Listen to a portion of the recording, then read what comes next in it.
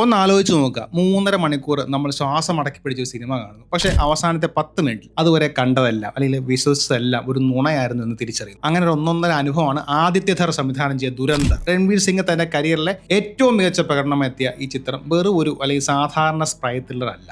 ദുരന്തർ എന്ന സിനിമയുടെ കഥയും അതിലെ ഓരോ രഹസ്യങ്ങളും ക്ലൈമാക്സിലെ ആ ഷോക്കിംഗ് ട്വിസ്റ്റും രണ്ടാം ഭാഗത്തിനുള്ള സാധ്യതയും നമ്മൾ വിശദമായി തന്നെ പറയാൻ പോവുകയാണ്. ഒരു കാര്യം ആദ്യം പറയുന്നത് ഒരു ഫുൾ സ്പോയിലർ റിവ്യൂ ആണ്. അതുകൊണ്ട് സിനിമ കണ്ടവർ മാത്രം മുന്നോട്ട് പോവുക. അതുപോലെ സിനിമ കണ്ടിട്ട് ചില കാര്യങ്ങൾ മനസ്സിലാകാത്തവർക്ക് ഒരു പക്ഷേ ഈ വീഡിയോ ഹെൽപ്പ് ചെയ്യും. 1999 കാണ്ഡഹാർ വിമാനറാഞ്ചിലും 2001 പാർലമെന്റ് ആക്രമണം രാജ്യത്തെ പിടിച്ചു കുലുക്കിയ ഒരു കാലഘട്ടത്തിലാണ് ദുരന്തന്റെ കഥ തുടങ്ങുന്നത്. പാകിസ്ഥാനിലെ വേരൂന്ന തീവ്രവാദ ഗ്രൂപ്പുകളുടെ അവരുടെ മടയിൽ തന്നെ കയറി തകർക്കാൻ ഇന്ത്യൻ ഇന്റലിജൻസ് ഒരു പുതിയ ദൗത്യത്തിന് പ്ലാൻ ഇടുന്നു. ഓപ്പറേഷൻ ദുരന്തർ. ഈ ദൗത്യത്തിന് വേണ്ടി അവർ തിരഞ്ഞെടുത്ത ഒരു സൂപ്പർ ഏജന്റിനെ ഒന്നുമല്ല, മറിച്ച് വധശിക്ഷയ്ക്ക് വിധിക്കപ്പെട്ട് ജയിലിൽ കിടക്കുന്ന ജസ്കിരത് സിംഗ് റംഗി എന്നൊരു സാധാരണ കുറ്റവാളിയാണ്. റംഗി ആരായിരുന്നു, എന്ത് കുറ്റമാണ് ചെയ്തത് എന്നൊന്നും സിനിമ വ്യക്തമാക്കുന്നില്ല. പക്ഷെ ഒരു കാര്യം ഉറപ്പാണ്, അയാൾക്ക് ജീവിതത്തിൽ ഒന്നും നഷ്ടപ്പെടാനില്ല. അങ്ങനെ ഒരാളെ രഹസ്യ ആയുധമാക്കുക എന്നതായിരുന്നു ഇന്റലിജൻസിന്റെ പ്ലാൻ. അങ്ങനെ ഔദ്യോഗികമായി ജസ്കിരത് സിംഗ് റംഗി മരിക്കുകയും ഹംസ അലി അൻസാരി എന്ന പുതിയ ഐഡന്റിറ്റിയിൽ അയാൾ കറാച്ചിയിലേക്ക് പറക്കുകയും ചെയ്യുന്നു. ദൗത്യം വളരെ ലളിതമായിരുന്നു.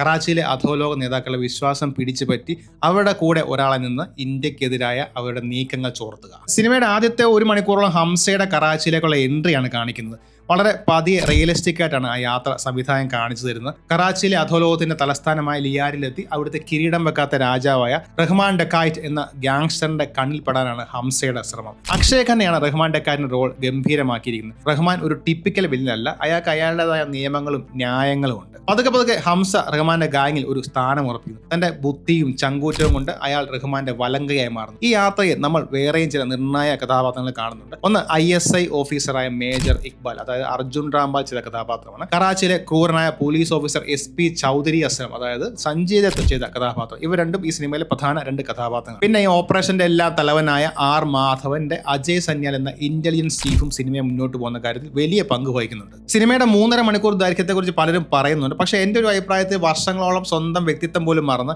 ചത്തുരായത്ത് ജീവിക്കുന്ന ഒരു ചാരന്റെ മാനസികമായ തളർച്ചയും പിരിമുറുക്കവും പ്രേക്ഷകരിലേക്ക് എത്തിക്കാൻ ഈ ഒരു പതിഞ്ഞ താളം അത്യാവശ്യമായിരുന്നു എന്ന കഥ മുന്നോട്ട് പോകുമ്പോൾ നമുക്ക് മനസ്സിലാകും. ഹംസയായി ജീവിക്കുമ്പോൾ റംഗി അനുഭവിക്കുന്ന ഒരുതരം ആത്മസംഘർഷമാണ് സിനിമയുടെ പ്രധാന ഭാഗങ്ങൾ. ഒരു വശത്ത് സ്വന്തം രാജ്യം ഏൽപ്പിച്ച ദൗത്യം, മറുവശത്ത് താൻ ഭാഗമായ തനിക്ക് അഭയം തന്ന ഗാങ്ങിനോടുള്ള കൂറ്. ഒരു ഘട്ടത്തിൽ വില്ലനായ റഹ്മാൻ ഡെക്കായിറ്റിനോട് പോലും ഹംസയ്ക്ക് ഒരുതരം അടുപ്പം തോന്നുന്നുണ്ട്. രൺവീറിന്റെ സിനിമ എനർജറ്റിക് റോളിൽ നിന്ന് മാറി വളരെ അടക്കത്തോടെയും സൂക്ഷ്മതയോടെയുള്ള അഭിനയമാണ് ദുരന്തർ. ഇത് അദ്ദേഹത്തിന്റെ കരിയറിലെ തന്നെ ഒരു വലിയ നാഴികക്കല്ലാണ്. അങ്ങനെ കഥ മുന്നോട്ട് പോകുമ്പോഴാണ് ലായന എന്ന പെൺകുട്ടി ഹംസയുടെ ജീവിതത്തിലേക്ക് വരുന്നത്. അവരുടെ പ്രണയം കഥയ്ക്ക് പുതിയൊരു സ്പേസ് നൽകുന്നുണ്ടെങ്കിലും ചിലർക്കെങ്കിലും ആ സിനിമയുടെ വേഗത കുറച്ച് കുറയ്ക്കുന്നതായി തോന്നാം. റഹ്മാൻ നൽകിയ ആയുധങ്ങൾ ഉപയോഗിച്ചാണ് 26/11 മുംബൈ ഭീകരാക്രമണം നടന്നതെന്ന് ഹംസ തിരിച്ചറിഞ്ഞ നിമിഷം കഥയുടെ ഗിയർ മാറുകയാണ്. ആ തിരിച്ചറിവ് അവനെ പെട്ടെന്ന് പ്രതികാരദാഹിയാക്കുന്നു. അതോടെ അതുവരെ കണ്ട വിശ്വസനായ അനുയായി പതിയെ തന്ത്രങ്ങൾ മെനയുന്ന ശത്രുവായി മാറാൻ തുടങ്ങുന്നു. ഇനി നമ്മൾ സിനിമയുടെ ഏറ്റവും ക്രൂഷ്യലായ ക്ലൈമാക്സിലേക്ക് കടക്കുകയാണ്. ഇതുവരെ ക്ഷമയോടെ സിനിമ കണ്ടിരുന്ന ഓരോ പ്രേക്ഷകരുടെയും തലച്ചോറിന് ഒരു ഷോക്ക് കൊടുക്കുന്ന നിമിഷങ്ങളാണ്. റഹ്മാനെ ഇല്ലാതാക്കാൻ ഹംസ ഒരു മാസ്റ്റർ പ്ലാൻ തയ്യാറാക്കുന്നു. SP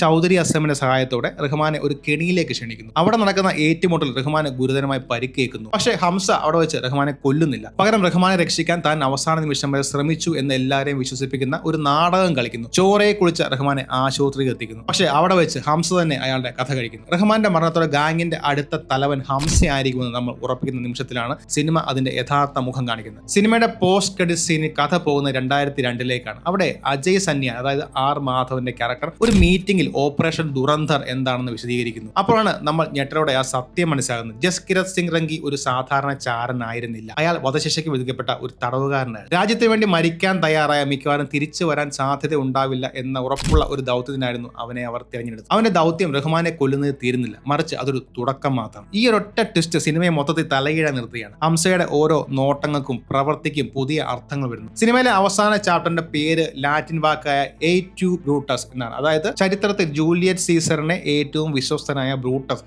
പിന്നിൽ നിന്ന് കുത്തുന്നതിനിടെ ഓർമ്മിപ്പിക്കുന്ന ആ വാക്യം ഹംസയുടെ ചതിയെ കൃത്യമായി വരച്ചു കാട്ടുന്നു. ഇവിടെയാണ് നമുക്ക് ദൃശ്യം പോലുള്ള സിനിമകളുമായി ദുരന്തനെ ചേർത്ത് വായിക്കാൻ കഴിയുന്നത്. കായികമായിട്ടുള്ള ബുദ്ധി കൊണ്ട് ശത്രുവിനെ തകർക്കുന്ന നായകൻ, അതുപോലെ അങ്കമായ ഡയറീസിനെ പോലെ നന്മയും തിന്മയും വ്യക്തമായി വേർതിരിക്കാനാകാത്ത ഒരു ലോകമാണ് ദുരന്തറിലേത്. റംഗി ഒരേ സമയം രാജ്യസ്നേഹിയാണ്, അതേസമയം ഒരു കൊടും കുറ്റവാളിയുമാണ്. ഈ ഒരു കോംപ്ലക്സ് പ്ലോട്ടാണ് ദുരന്തറിനെ സാധാരണ സ്പൈ സിനിമകളിൽ നിന്നും വേറിട്ട് നിർത്തുന്നത്. റഹ്മാന്റെ മരണത്തോടെ എല്ലാം കഴിഞ്ഞു എന്ന് നമ്മൾ കരുതുമ്പോഴാണ് ഹംസ തന്റെ രഹസ്യ ഡയറി തുറക്കുന്നത്. അതിൽ ഒരു ഇൻവിസിബിൾ ഇങ്ക് ഉപയോഗിച്ച് അതായത് അദൃശ്യ മഷി ഉപയോഗിച്ച് എഴുതിയ ഒരു ഹിറ്റ് ലിസ്റ്റ് ഉണ്ട്. അതിൽ ആദ്യത്തെ പേരായ റഹ്മാൻ ഡക്കാറ്റ് അവൻ വെട്ടിക്കളഞ്ഞു. അടുത്ത പേജിൽ ഇനിയുമുണ്ട് പേരുകൾ. അതിൽ പ്രധാനി ISIലെ മേജർ ഇക്ബാലാണ്. ഇതിലൂടെ സംവിധാനം ഒരു കാര്യം ഉറപ്പിച്ച് പറഞ്ഞു, ദുരന്തർ ഇവിടെ തീരുന്നില്ല, ഇതൊരു വലിയ കളിയുടെ തുടക്കം മാത്രമാണ്. ദുരന്തർ പാർട്ട് 2026 മാർച്ച് 19 റിലീസ് ചെയ്യുമെന്ന് ഒഫീഷ്യലായി പ്രഖ്യാപിച്ചിട്ടുണ്ട്. ഒന്നാം ഭാഗത്തിന്റെ ട്രെയിലറിൽ നമ്മൾ കണ്ട പല മാസ് ആക്ഷൻ സീനുകളും രണ്ടാം ഭാഗത്തിലേക്ക് മാറ്റി വെച്ചിരിക്കുകയെന്ന് സംസാരമുണ്ട്. ദുരന്തർ ഒന്നാം ഭാഗം ഹംസയുടെ ഉദയമായിരുന്നെങ്കിൽ രണ്ടാം ഭാഗം പാകിസ്ഥാന്റെ അധോലോകം അവൻ പൂർണ്ണമായി പിടിച്ചടക്കുന്നതിന്റെ കഥയായിരിക്കും. ചുരുക്കി പറഞ്ഞ ദുരന്തർ ഒരു ഗംഭീര സിനിമാറ്റിക് എക്സ്പീരിയൻസ് ആണ്. അക്ഷയ് ഖന്നയുടെ, രൺവീർ സിംഗിന്റെ